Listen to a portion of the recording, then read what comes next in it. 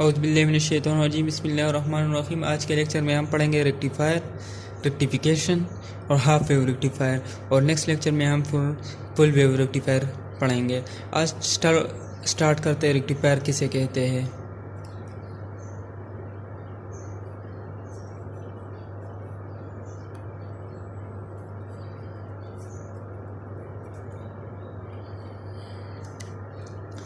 Rectifier. A rectifier is an electrical device that is made of one or more than one diode.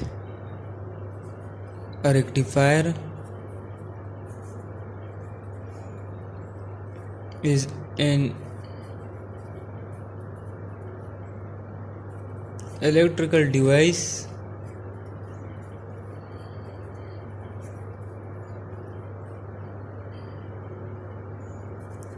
made of one or more than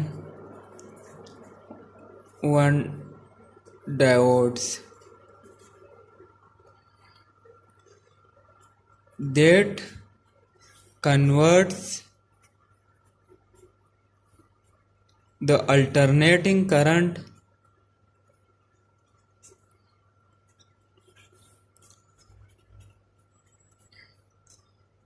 into direct current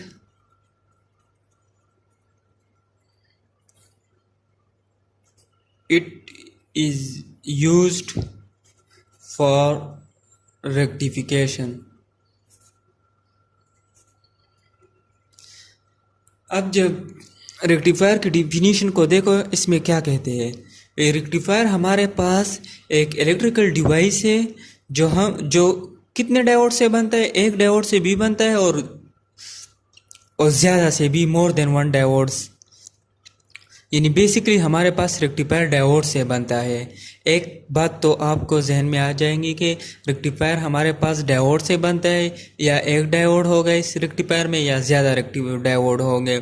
और फिर हमारे पास rectifier क्या काम करता है, वो हमारे पास एसी करंट को डीसी में कन्वर्ट करता है, यानी अल्टरनेटिंग करंट हमारे पास डायरेक्ट करंट में कन्वर्ट करता है, और ये हमारे पास रेक्टिफिकेशन के लिए यूज़ होता है। अब रेक्टिफिकेशन किसे कहते हैं।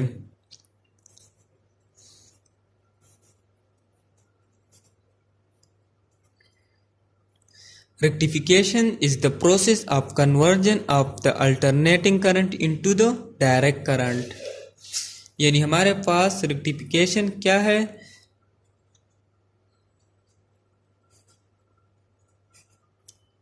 is the process of conversion of the alternating current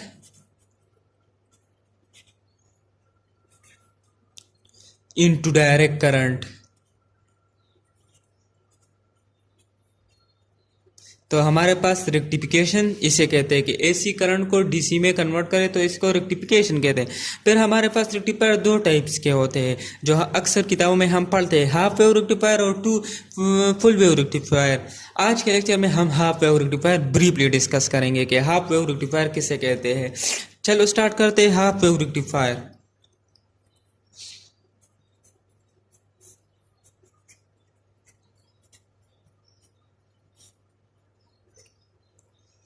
पहला पॉइंट हाफ वेव रेक्टिफायर में यह है कि that only allows one half cycle of an AC voltage waveform to pass blocking the other half cycle. That allow only one half cycle and block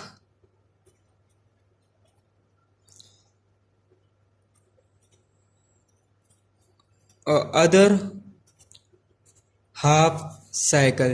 यानी हमारे पास AC में कितने cycle होते हैं, दो साइकिल है। एक वेव में दो साइकिल होते हैं, एक अपवर्ड एक नीचे, पॉजिटिव हाफ साइकिल एक नेगेटिव। यानी ये हमारे पास एसी करंट है, तो हमारे पास यानी ये, तो इसमें कितने, ये एक वेव है तो इसमें हमारे पास कितने तो हमारे पास हाफ वेव रेक्टिफायर में ये वाला अलाउ होता है और ये वाला ब्लॉक होता है। ये तो मैं आगे डायग्रामेटिकली आप लोगों को बताऊंगा कि ये किस तरह अलाउ होता है, ये किस तरह ब्लॉक होता है। तो ये तो मैं पहले आप लोगों को बता रहा हूँ कि हाफ वेव रेक्टिफायर में एक पॉइंट ये अहम है, जहन में रखो कि वो एक हाफ साइकिल को अलाउ करता है और दूसरे से हाफ को ब्लॉक करता है। अब दूसरा पॉइंट जो हाफ वेव रेक्टिफायर में अहम है वो क्या है? जो दूसरा पॉइंट वो है हमारे पास क्या, half wave rectifier are used to convert AC voltage to DC voltage and only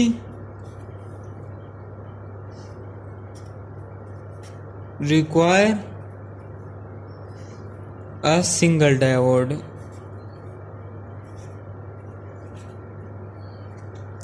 तो हमारे पास हाफ वेव रेक्टिफायर में क्या करता है, वो AC वोल्टेज को DC वोल्टेज में कन्वर्ट करता है, लेकिन हमारे पास हाफ वेव रेक्टिफायर में सिर्फ एक होता है, यानी एक डायोड होता है। तो ये हमारे पास दूसरा पॉइंट हाफ वेव रेक्टिफायर में अहम है। ये दोनों पॉइंट आप लोगों को पता होने चाहिए हाफ वेव रेक्टिफायर के बारे में। अब जाते हैं डायग्राम की तरफ के डायग्राम में किस तरह शो होता है। यानी फॉर एग्जांपल हमारे पास ये एक AC वेव है, यानी AC है, अल्टरनेटिंग करंट है हमारे पास। इसको हमने स्विच लगाया तो यहाँ हमारे पास क्या है, ट्रांसफार्मर। फिर इसके बाद हमारे पास क्या होता है, रेक्टिफायर। इधर ये नीचे चले जाते हैं, चलो। फिर रेक्टिफायर के बाद हमारे पास क्या होता है, फिल्टर। फिर इसके बाद हमारे पास क्या होता है, रेगुलेटर। फिर इसके बाद हमारे पास क्या होता है, लोड। और फिर ग्राउंड। यानी ये इस तरह पहले AC करंट होता है, फिर ट्रांसफार्मर से पास होता है, फिर रेक्टिफायर से। रेक्टिफायर जो सिग्नल बना लेता है तो वो हमारे पास क्या होता है, फिर फिल्टर होता है। यानी वो जो हमने रेक्टिफायर में हमें देता है तो वो फिर फिल्टर होती है, फिर उसको रेगुलेटर की थ्रू पास होती है, और फिर हमारे पास क्या होता है, लोड की तरफ जाती है। तो ये हमारे पास। अब हाफ वेव रेक्टिफायर में किस तरह होता है, यानी हमारे पास ये AC है, फिर हाफ वेव रेक्टिफायर में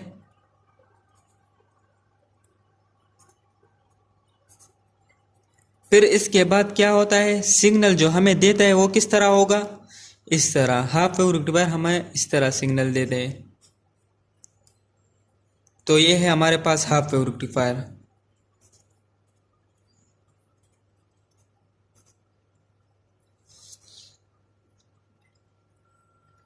अब हम हाफ वेव रेक्टिफायर ऑपरेशन की तरफ जाते हैं। अब हम पढ़ेंगे हाफ वेव रेक्टिफायर ऑपरेशन, यानी ये किस तरह काम परफॉर्म करता है। यानी हाफ वेव रेक्टिफायर हमें क्यों इस तरह सिग्नल देता है, तो अब हम पढ़ेंगे इसको ये क्यों इस तरह देता है। फॉर एग्जांपल यहाँ हमारे पास बैटरी लगी है, यहाँ हमारे पास डायोड है, यहाँ हमारे पास रेजिस्टर यानी लोड है,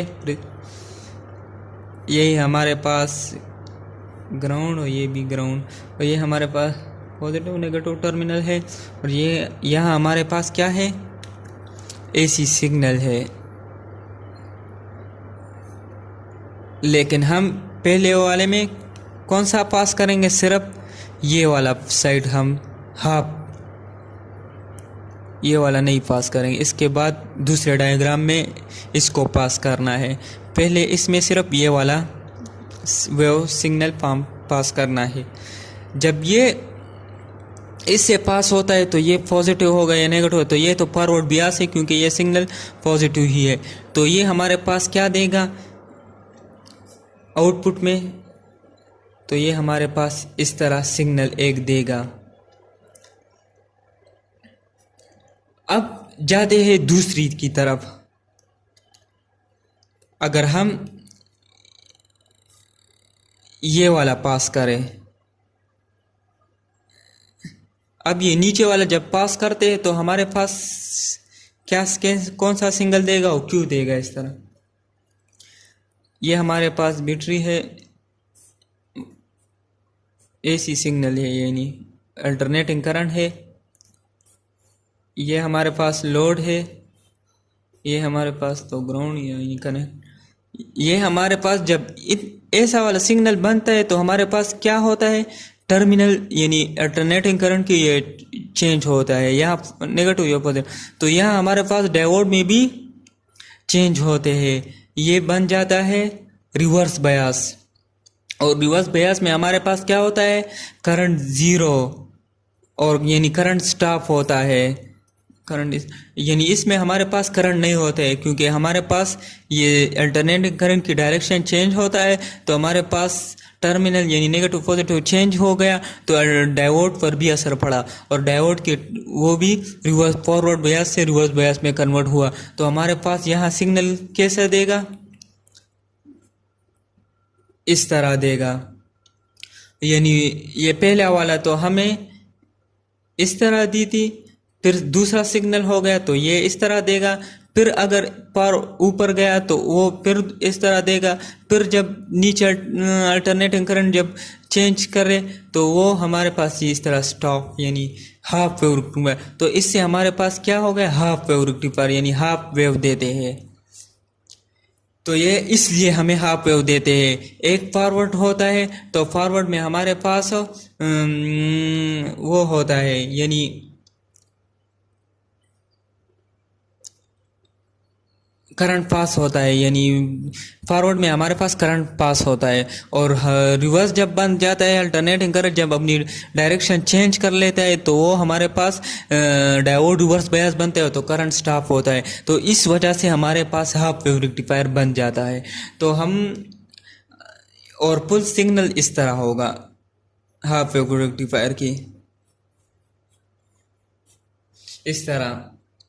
अब जाते हैं average value of half wave rectifier. अब पढ़ेंगे कि average value half wave rectifier की। Average value of half wave rectifier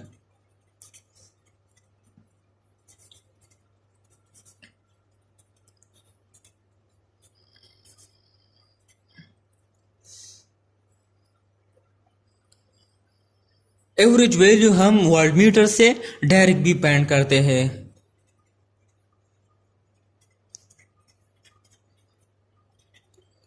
ये तो वोल्टमीटर से फाइंड करते हैं। अगर आप चाहते हो कि मैं मैथमेटिकली फाइंड करूं तो मैथमेटिकली किस तरह फाइंड होता है,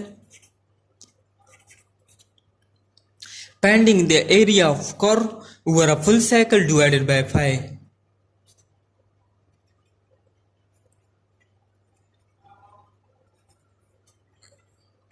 over a full cycle divided by 5 यानी हमारे पास होता है वी यानी पाई।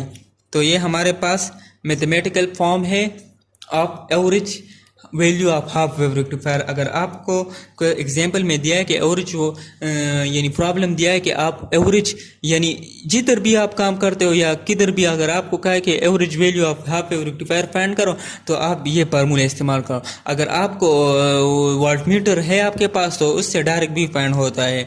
तो हम मैथमेटिकली इस तरह फाइंड करते हैं और प्रैक्टिकली जब वोल्टमीटर से फाइंड करते हैं। तो ये हमारे पास average value of half wave rectifier हो गया। एक सिंगल वेव दिया है और जिसमें हमें वी पीक यानी 50 वाट दिया है और 0 वाट।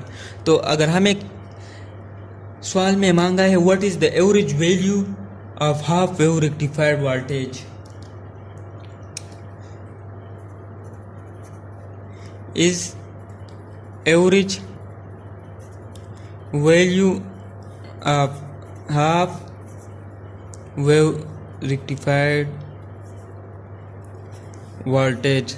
तो फिर हम अगर इस तरह क्वेश्चन दिया है, अगर आपके पेपर में आ गए यार, अगर आप किसी कंपनी इंडस्ट्री में काम करते हो कि आपको कहते हैं कि ये पैंट करो, या आपने वाईवाई में आपसे सवाल किया, तो किस तरह पैंट करेंगे? V average is equal to V P divided by 5। तो हमारे पास वी पी हमारे पास 50 वाट है और 5 3.19 है। तो इससे हमारे तकरीबन 15.39 आंसर आता है। तकरीबन आप ख़ुद भी चेक कर लो, लेकिन मेरे ख्याल में 15.39 इससे आता है। अब जाते हैं effect of barrier potential on the half wave rectifier. Effect of barrier potential on half wave rectifier. Barrier potential की क्या इफेक्ट होता है हाफ वेव रेक्टिफायर? हम अक्सर प्रैक्टिकल डायोड यूज करते हैं, तो इसमें हमारे पास 0.7 बैरियर पोटेंशियल था, यानी प्रैक्टिकल डायोड में हमारे पास कितना बैरियर पोटेंशियल था? 0.7। तो हमारे पास रिजल्ट में half wave output with a peak value that is 0.7 watt less than the peak value of the input. For example, यानी मैंने जो बोला इसका मतलब ये है कि हमारे पास ये एक सिग्नल है, यानी वेव है, ये हमारे पास एसी सोर्स है, ये हमारे पास डायोड है, ये हमारे पास लोड है, ये हमारे पास। तो इसमें हमारे पास प्रैक्टिकल डायोड में कितना बैरियर पोटेंशियल था? 0.7। तो अगर हम यहां बैरियर पोटेंशियल 0.7 था, तो हमने जब अगर इधर वोल्टेज वी आउटपुट, यानी जब हम पैंट करेंगे तो हम किस तरह पैंट करेंगे? इज इक्वल टू, यानी जो हमने यानी हमने इधर 50 दिया, तो हमारे पास कितना प्रैक्टिकल डायोड मॉडल में हमारे पास कितना बनेगा? 50 माइनस 0.7। तो हमारे पास बनता है तकरीबन 49.3 समथिंग। तो ये हमारे पास है कि प्रैक्टिकल डायोड में हमारे पास बैरियर पोटेंशियल होता है, तो जब वोल्टेज देते हैं 50 वाट, तो वो हमारे पास आउटपुट में कम होगा, 0.7 वाट कम होगा। तो ये हमारे पास इफेक्ट है बैरियर पोटेंशियल का हाफ वेव रेक्टिफायर पर। यानी हम इस पर एक दूसरा एग्जांपल करते हैं, शायद उससे। फॉर एग्जांपल, हमें अगर एक क्वेश्चन दी है कि एक वेव दिया है, उसका 5 वाट ये है और नीचे हमारे पास -5 वाट है, और हमें इस तरह का दी,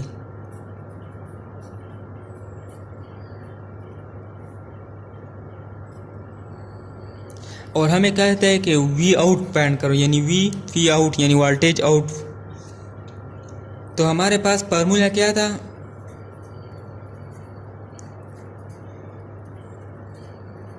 तो हमारे पास 5 माइनस 0.7, तो हमारे पास बनता है 4 पॉइंट। तो ये हमारे पास पैंट करने का तरीका है। तो ये जहन में रखो, क्योंकि अक्सर छोटे छोटे सवाल वाइवा में पूछते हैं, तो अक्सर हमें पता नहीं होते। तो ये है कंसेप्ट, इससे आप सीख लो, कुछ ना कुछ सीखो।